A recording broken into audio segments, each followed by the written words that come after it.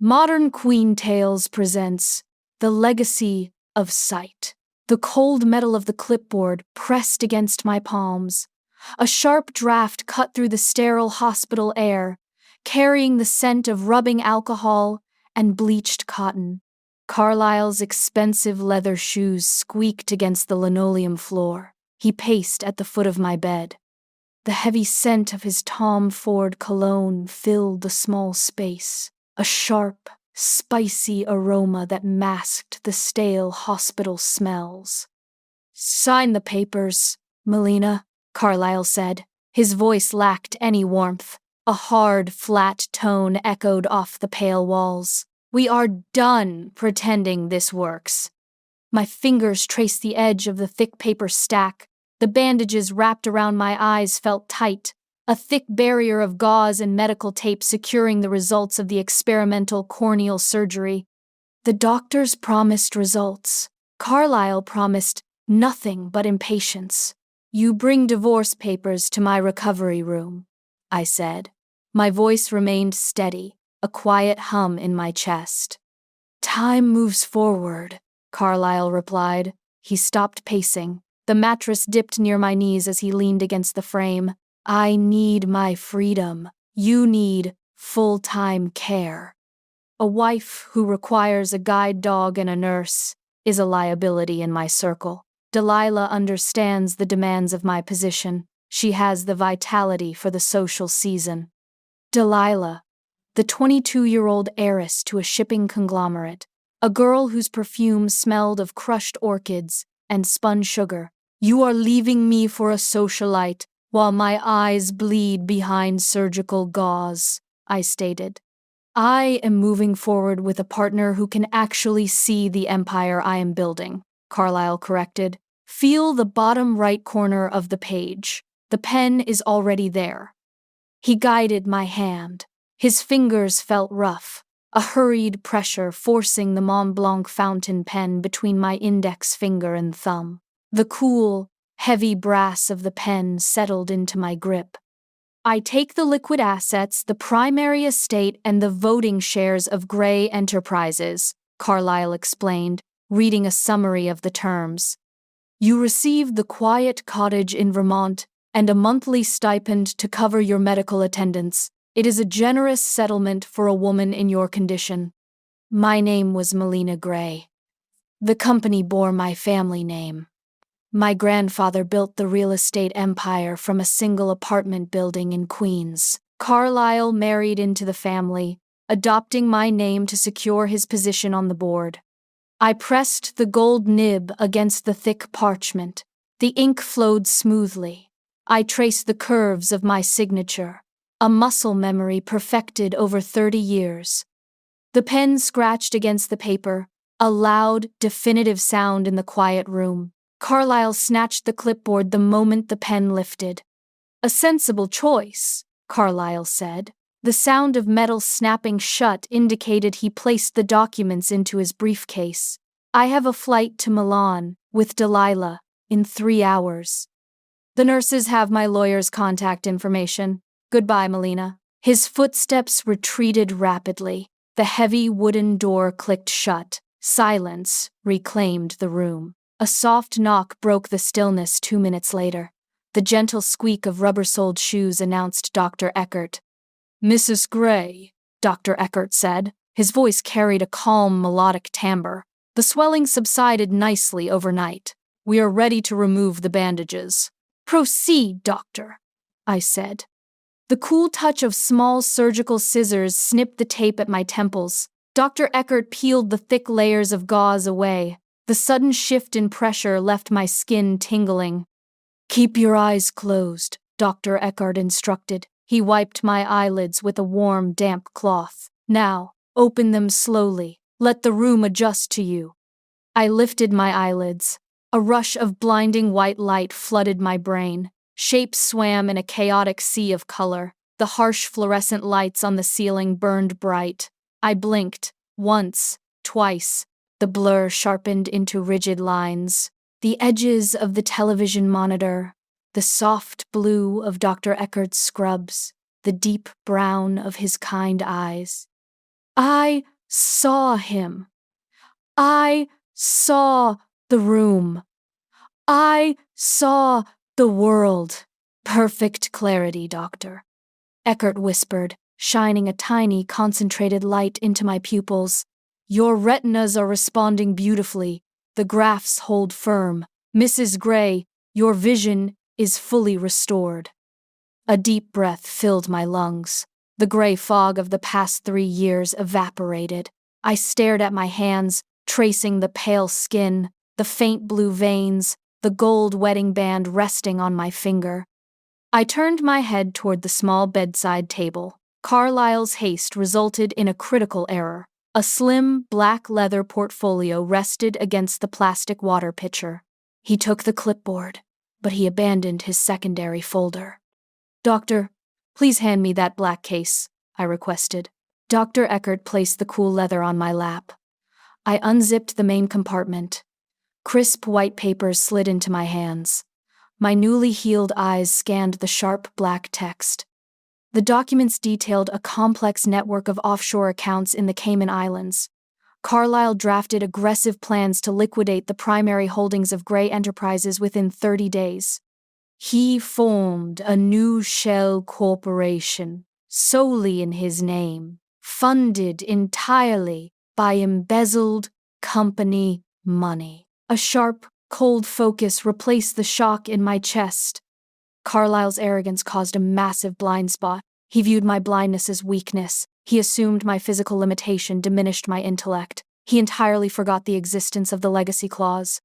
My grandfather, Arthur Grey, possessed a ruthless foresight. He embedded a secret, heavily guarded stipulation within the foundational trust of Grey Enterprises. The legacy clause dictated that control of the bloodline assets remained conditional. Any spouse marrying into the family forfeited all shares, titles, and capital immediately upon committing financial fraud against the estate or upon initiating a divorce devoid of mutual consent. Carlisle signed his own financial death warrant the moment he demanded my signature on those divorce papers while simultaneously draining company accounts. I zipped the portfolio shut. Dr. Eckert, I said, locking my bright, clear eyes with his, we need to keep this a secret. My husband believes I am permanently blind. For the next 7 days, the world must believe his assumption is correct. Dr. Eckert studied my face. He noted the iron resolve hardening my features. He nodded once, a slow, deliberate movement. Your medical records will reflect a failed procedure, Dr. Eckert stated, tapping the electronic tablet in his hand. Your secret remains safe within these walls. I returned to the sprawling Grey family estate the following morning. The heavy iron gates parted for the town car. The sprawling limestone mansion stood tall against the gray morning sky. I wore thick, dark sunglasses. I gripped the smooth wooden handle of my white cane. I tapped the brass tip against the marble foyer floor, maintaining the precise rhythm of my previous 3 years. Melina, Carlisle's voice echoed down the grand staircase. You returned early. I faced the sound of his voice. I kept my eyes fixed straight ahead, staring blankly at the middle button of his tailored navy suit. I saw the smirk playing on his lips. I saw the smudge of Delilah's bright pink lipstick on his shirt collar. The hospital environment felt suffocating, I replied, tracing the wall with my free hand. The surgery failed. The darkness is permanent. Carlisle let out a long, theatrical sigh. He descended the remaining stairs. A tragedy. Delilah is in the solarium. We are hosting a small gathering for the board members this evening. You will remain in the East Wing. Understood, I said. I shuffled toward the East Wing corridors, leaning heavily on the cane.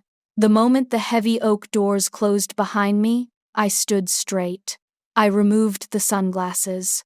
I walked with silent, predatory grace toward my private study.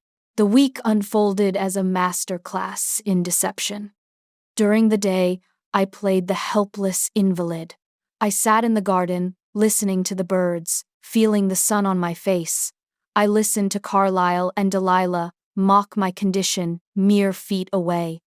"She looks like a ghost haunting her own house," Delilah giggled one afternoon, sipping champagne on the terrace. Her blonde hair fell in messy waves across her shoulders. "She is a ghost," Carlisle replied, clinking his glass against hers. "By Friday, the liquidation completes. We sail to Monaco, and she rots in Vermont." I smiled, facing the rose bushes, my eyes shielded by the dark lenses. At night, the estate transformed into my hunting ground. The moment Carlisle's heavy snores echoed from the master suite, I slipped out of my room. I navigated the dark hallways with perfect vision. I entered his home office. The security keypad on the door proved useless against a woman who watched him punch in the code over his shoulder earlier that day. I booted up his desktop computer. I photographed every ledger, every email, every hidden bank routing number. I documented his direct transfers from the Grey Enterprises Employee Pension Fund into the escrow account for Delilah's new luxury yacht. I compiled a digital mountain of irrefutable evidence. On Wednesday afternoon, I slipped out the servants' entrance. A nondescript black sedan waited in the alley. I climbed into the back seat. Kyle Bennett, the senior partner of the family's law firm, sat beside me. He wore a sharp gray suit. His silver hair caught the dim light inside the car. "You look remarkably well, Melina," Kyle said, observing my clear, focused eyes. "The surgery succeeded, Kyle," I stated, handing him a thick, encrypted flash drive. "Carlisle intends to bankrupt the firm by Friday. The evidence is all there: embezzlement, fraud, and a unilateral divorce decree." Kyle plugged the drive into his laptop. His eyes scanned the documents. His jaw tightened. The quiet hum of the car engine filled the silence. "He triggered the legacy clause," Kyle confirmed, looking up from the screen. "Your grandfather designed this trap for exactly this kind of parasite. The divorce papers he forced you to sign act as the catalyst. The fraud seals the vault." "I want absolute destruction," I commanded. "Freeze the joint accounts, void his voting shares, revoke his corporate access, transfer the deed of the estate solely back into my name." "Consider it done," Kyle said. His fingers flew across the keyboard. "The legal filings process at 5 p.m. on Friday. The moment the banks close, Carlisle becomes a ghost." Friday arrived with a heavy, oppressive humidity. Thick black clouds gathered on the horizon. The air smelled of impending rain. Carlisle stood in the foyer, adjusting the velvet lapels of his tuxedo. Delilah draped herself over his arm, wearing a diamond necklace purchased with my grandfather's money. "We are attending the charity gala downtown," Carlisle announced, speaking loudly as if my blindness also affected my hearing. "Do not wait up. We plan to celebrate late into the night." "Have a wonderful evening," I said, seated in a high-backed leather chair by the fireplace. My cane rested across my lap. The heavy front doors slammed shut. The engine of his Aston Martin roared to life and faded down the driveway. I stood up. I tossed the white cane into the roaring fire. The wood snapped and hissed. I removed the dark sunglasses and crushed the frames beneath the heel of my boot. The clock struck 5. I picked up the phone and dialed the estate security chief. "Deactivate all access codes for Carlisle," I ordered. "Change the locks on the main gates. Pack his belongings in the lowest quality garbage bags available and place them outside the perimeter fence." The storm broke at 8 o'clock. Lightning shattered the sky. Thunder shook the foundation of the house. Sheets of heavy rain washed the marble driveway. I stood in the grand foyer, wearing a crimson silk dress.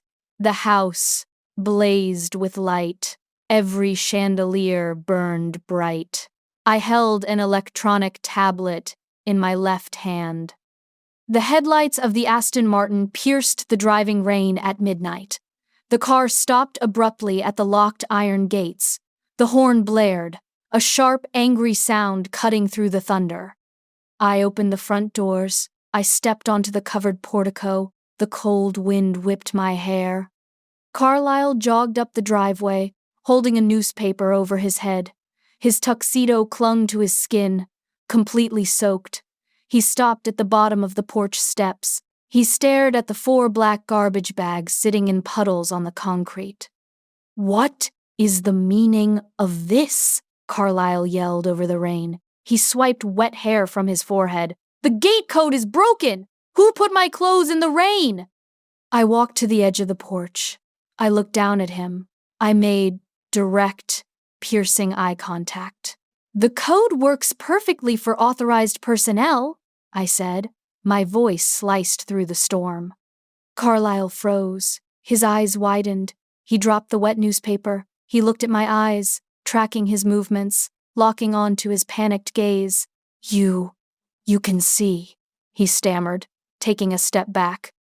"I see everything, Carlisle," I stated. "I saw the divorce papers you forced on me. I saw the embezzlement ledgers you left in the hospital room. I saw you kiss your mistress in my home."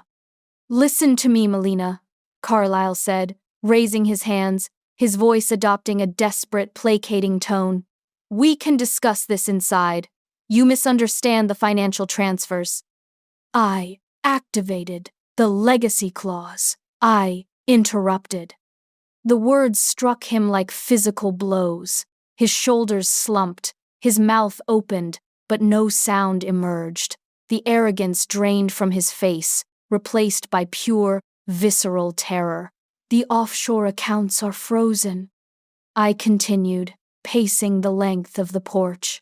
"Your corporate credit cards are declined. Your voting shares reverted to the trust. At 5 o'clock today, you possess exactly nothing."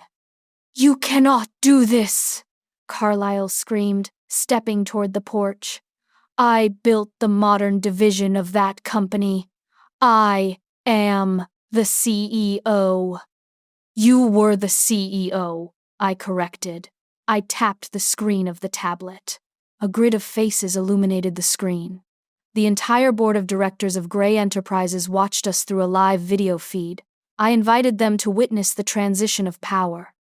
"Gentlemen," I addressed the tablet, holding it up so the camera captured Carlisle standing in the rain. "As you reviewed the documents I sent earlier, Mr. Carlisle Grey embezzled $40 million from our pension funds. He is no longer affiliated with this company." Kyle Bennett's face appeared in the top left corner of the screen.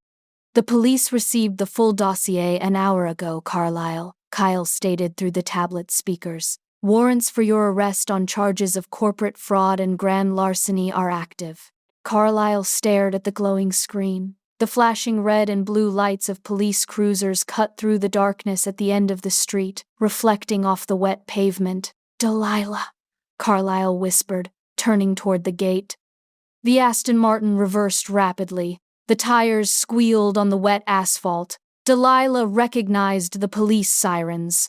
She chose self-preservation over her ruined lover. The taillights disappeared down the road. "She left you," I said, a cold smile forming on my lips. "A woman with her vitality requires a man with an actual bank account." The police officers approached the gate. The heavy iron bars slid open on my command. 2 officers flanked Carlisle, pulling his arms behind his back. The cold steel of handcuffs clicked loudly over the sound of the rain. Carlisle looked up at me one last time. The water streamed down his face. His expensive suit hung in ruins. He looked small, pathetic, and entirely broken. "Melina, please," he begged, a pathetic whimper escaping his throat. "Remove him from my property," I instructed the officers. I turned my back on the arrest. I walked inside and pushed the heavy oak doors shut. The click of the deadbolt locking echoed through the warm, dry foyer. The ensuing month brought total devastation to Carlisle's life. The media devoured the scandal. Front-page headlines detailed his financial crimes and his cruel attempt to discard his blind wife. The courts froze his personal assets to pay back the embezzled funds. He sat in a county jail cell, awaiting trial, abandoned by his high society friends and his young mistress. The crushing weight of debt and public humiliation buried him. I sat at the head of the massive mahogany table in the Grey Enterprises boardroom. The morning sun poured through the floor-to-ceiling windows, casting long, sharp shadows across the floor. 20 board members sat in silence, watching me. "The restructuring is complete," I announced, placing my hands flat on the polished wood. "We recovered the stolen assets. We stabilized the pension fund. The company moves forward under my direct leadership." The room erupted in a chorus of agreements. They respected the power. They respected the ruthless execution of justice. I opened a thick blue folder resting in front of me. "Our first new initiative," I stated, pulling a silver pen from my pocket. "A $50 million grant establishing the Arthur Gray Ocular Research Center at the Metropolitan Hospital. We fund the future of vision restoration." I signed the document with a firm, practiced hand. The ink dried instantly. I stood up from the table. I walked toward the expansive windows. The city skyline stretched out before me, a jagged landscape of glass and steel rising into the clear blue sky. I looked at the horizon. The details of the buildings stood sharp and defined. The colors vibrated with intense clarity. The world belonged to me, bright, clear, and perfectly focused. The end. If you enjoyed this quick escape, hit the subscribe button for new stories twice a week. Until then, I'll see you at the next flip of the pages.